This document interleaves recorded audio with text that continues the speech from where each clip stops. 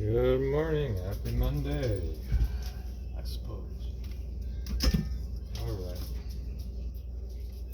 Amazon flash briefing. Jamie, here's the latest from your flash briefing. In NPR News. Don't cut us off today.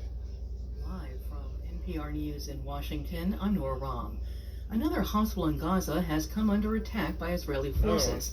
The Gaza Health Ministry says today's assault left at least 12 people dead and knocked out power to the facility.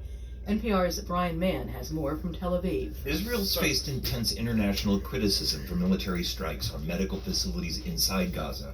The Gaza Health Ministry says Israeli shelling hit the Indonesian hospital in northern Gaza, killing patients and family members. NPR was unable to independently verify casualties.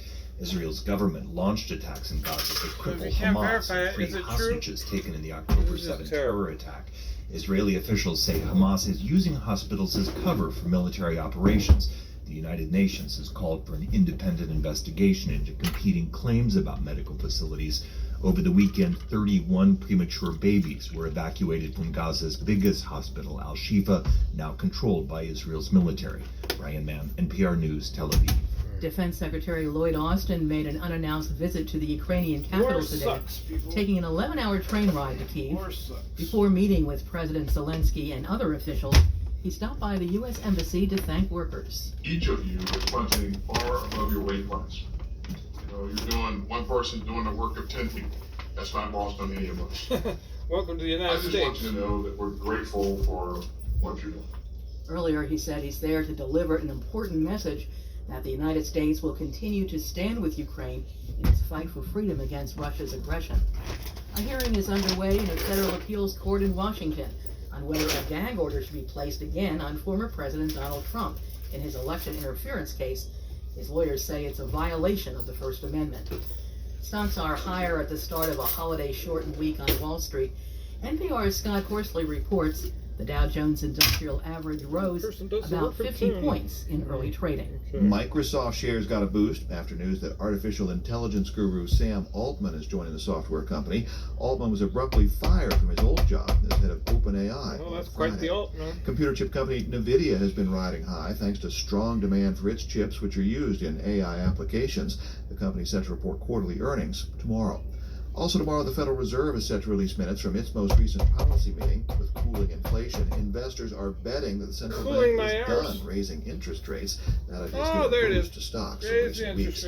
Gasoline prices continue to fall. AAA says the average price at the pump has doubled about 25 cents a gallon. How is raising interest rate cool down inflation? It doesn't, and it increases it. You're listening. At the last check on Wall Street, the Dow was up 60 points. The S&P 500 rose 12 points. And the NASDAQ is up nearly 86 points. You're listening to NPR News from Washington. A far-right populist won Argentina's presidency last night. Javier Milei is a former television pundit and an ultra-conservative economist. He beat the economy minister in the current government, who's been in charge during the country's worst economic crisis in 20 years. Beat him with a bat? Growing poverty and inflation at 140%. Milei has promised to slash government spending. A faded and cracked felt hat worn by Napoleon Bonaparte has sold at auction in France for $2.1 million. As NPR's Eleanor Beardsley reports, the hat was worn by Napoleon when he ruled France during the 19th century and waged war across Europe. The signature broad black hat is one of only a handful still in existence and was the centerpiece of Sunday's auction of memorabilia collected by a French industrialist who died last year. The head of the auction house in the town of Fontainebleau, south of Paris, called the bicorn hat a major symbol of the Napoleonic era. The identity of the buyer has not been released, while other officers customarily wore their bicorn hats with the wings pointing front to back. Napoleon wore his with the ends pointing to his shoulders. The style, known as en bataille, or in battle, made it easier for his troops to spot their leader in combat. Eleanor Beardsley, NPR News, Paris.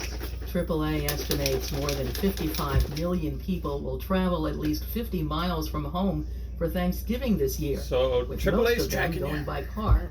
AAA also says that gasoline is cheaper than it was last year. I'm Nora Rahm, NPR News. In NASA news, The latest image from NASA's James Webb Space Telescope shows a portion of the dense center of our galaxy in unprecedented detail, including never-before-seen features astronomers have yet to explain. The star-forming region, named Sagittarius C, SGRC, is about 300 light-years from the Milky Way's central supermassive black hole, Sagittarius A. Image Sagittarius C. Coppin State University CSU, is a public, historically black university located in Baltimore, Maryland. It is part of the University System of Maryland. CSU is a model urban, residential, liberal arts university Well, it's in located Maryland, in the so I would northwest think it's part section of of the the city system. of Baltimore that provides academic programs But in if the you arts feel and the need to sciences. explain that, Teacher. go ahead. Analyze Belton, what is your current major in university? My name is Analyze Belton and I am a second-year biology major at Coppin State University. What made you decide to apply to CISA? I applied to CISA to gain more experience in the scientific field and build on my foundational knowledge. What would you like to accomplish?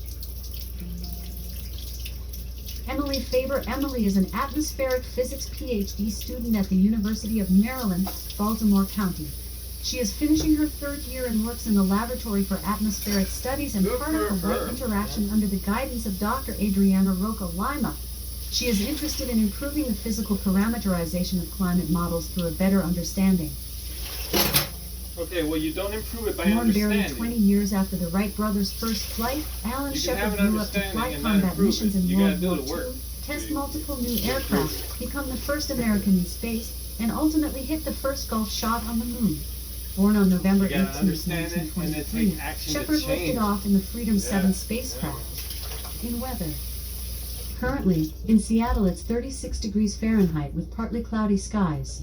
Today, you can expect intermittent clouds, with a high of 49 degrees and a low of 40 degrees.